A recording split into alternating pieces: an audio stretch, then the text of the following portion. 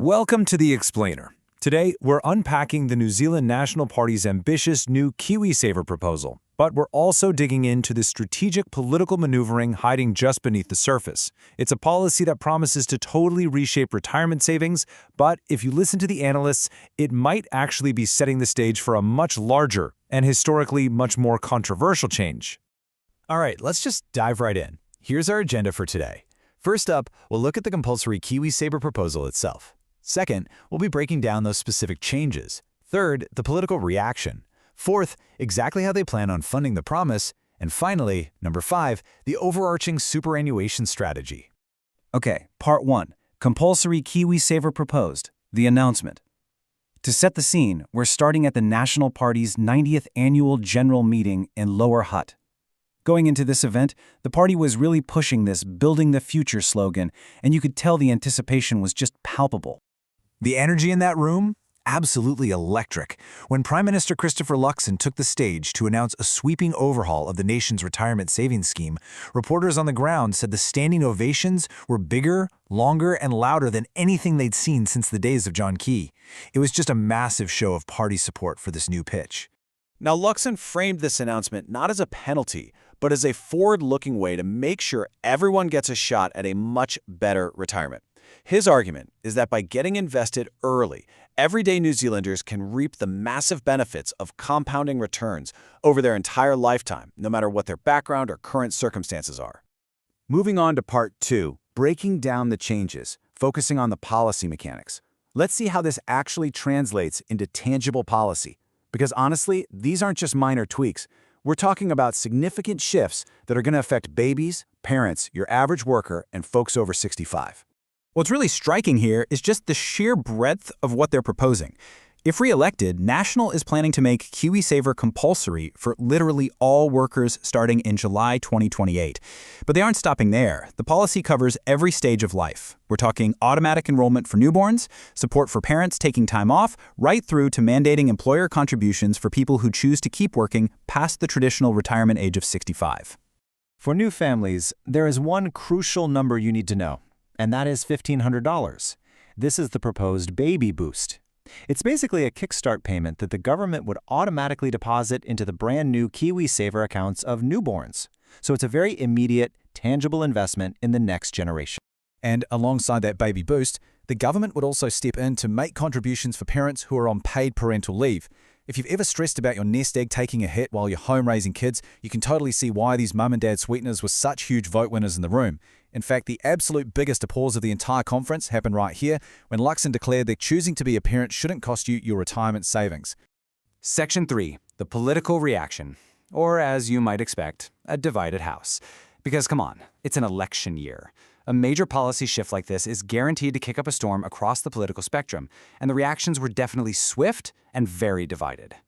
The cross-party bickering started almost instantly. Looking at this completely impartially, we see Luxon calling for consensus on what he considers common-sense policies. But on the flip side, Labour leader Chris Hipkins was super quick to point out that it was actually a national government that scrapped the original KiwiSaver Kickstart payment back in 2015. And meanwhile, coalition partner New Zealand First claimed National was literally just copying their existing playbook on compulsory savings and newborn payments. So yeah, it's a fiercely contested space right now. All right, Part 4. Funding the promise and balancing the books. With all these grand promises and the political heat turning up, we have to ask the practical question. How does the government actually plan to foot the bill for this? Especially in a year where the budget was explicitly designed with zero sweeteners or lolly scrambles. Well, the proposed changes are modelled to cost roughly $300 million a year.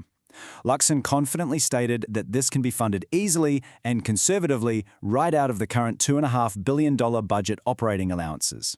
He really emphasised the government's track record of coming in slightly under budget for the last 3 years to reassure voters that they have the financial credibility to pull this off.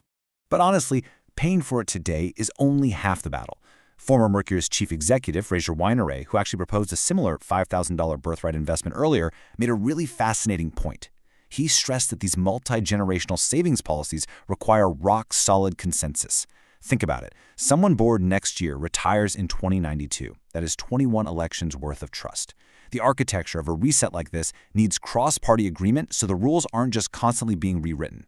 Which brings us to the real narrative hinge of our explainer today.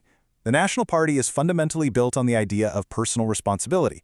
So why is a party with that core ethos suddenly proposing these sweeping compulsory savings mandates right now? What is the bigger picture? That leads us right into Section 5, the superannuation strategy, the real target. According to political analysts, this whole KiwiSaver reset is actually a pathway leading us straight toward the third rail of New Zealand politics, the universal superannuation age. Finance Minister Nicola Willis practically laid all the groundwork for this back on Budget Day. She made it incredibly clear that the current math on the country's retirement security blanket simply does not add up anymore. She actually challenged the entire political establishment, basically saying that ignoring the superannuation age is just robbing future generations. Here's the catch, though. Messing with pension entitlements has historically been considered absolute political suicide.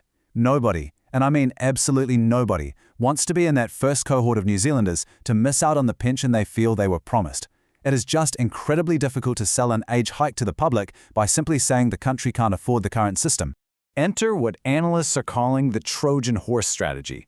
By rolling out this massive, highly visible KiwiSaver boost right now, the government might be executing a calculated, somewhat sneaky way to soften the blow of eventually raising that superannuation age. It's like they're laying down the foundation before they drop the hammer. The whole strategy relies on a psychological trade-off, especially for younger voters. See, young people already kind of suspect they'll be hit by a raised super age in the future anyway. But if they can clearly see that they are getting these targeted KiwiSaver sweeteners right now, extra cash when building a family, a nest egg for their kids, ongoing contributions past 65, they might just be more willing to accept the bigger changes later. The political hope is that these upfront benefits will help them stomach a delayed pension age. And that leaves us with our final, provocative question.